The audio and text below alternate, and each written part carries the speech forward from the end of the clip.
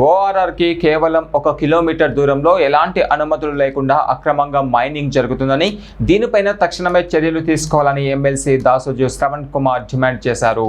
ఈ సందర్భంగా ఆయన మాట్లాడారు. కన్స్ట్రక్షన్కు సంబంధించిన ఒక మైనింగ్ ప్లాంట్ 111 జీవో పరిధిలో ఉండగానే అవసరమైన పర్మిషన్లు లేకుండా ఇష్టారాజ్యంగా అక్రమ మైనింగ్ చేస్తున్నారని ఆరోపించారు.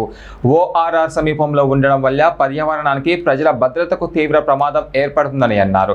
ఈ భూమిని వెంటనే స్వాధీనం చేసుకుని దళిత బిడ్డలకు కేటాయించాలని ఆయన డిమాండ్ చేశారు. ఇప్పటి వరకు అక్రమంగా క్రష్ చేసిన మెటల్ ద్వారా వచ్చిన మొత్తం ఆదాయాన్ని ప్రభుత్వమే లెక్కగట్టి ఫైన్ రూపంలో రికవరీ చేయాలని స్పష్టం చేశారు. అలాగే ఈ అక్రమ మైనింగ్కి పాల్పడిన వ్యక్తులు, సంస్థలపైన వెంటనే కేసులు నమోదు చేసి కఠిన చర్యలు తీసుకోవాలని ప్రభుత్వాన్ని కోరారు.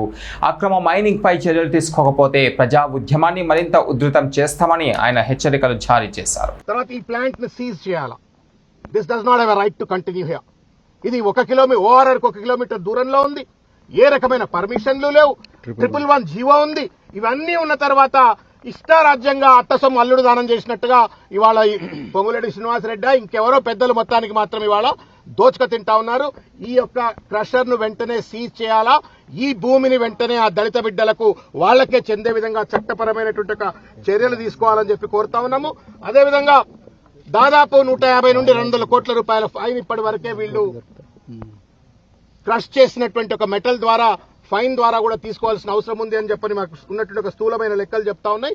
కాబట్టి ఆ ఫైన్ అమౌంట్ కూడా ఈ సంబంధిత ఆపరేటర్ల పైన వెంటనే లేవీ చేయాలని చెప్పని కోరుతూ, ఎవరైతే ఏ మాత్రం కూడా పర్మిషన్ లేకుండా అక్రమంగా ఈ రకమైనటువంటి ఒక కేజీఎఫ్ లాంటి మైనింగ్ ను చేస్తా ఉన్నారో వాళ్ల పైన క్రిమినల్ చర్యలు, అది మంత్రి అయినా, కంత్రి అయినా, ఇంకెవరైనా సరే మొత్తం మీద వాళ్ళందరిపైన కూడా తప్పనిసరిగా చర్యలు తీసుకోవాలని చెప్పని కోరుకుంటా ఉన్నాం.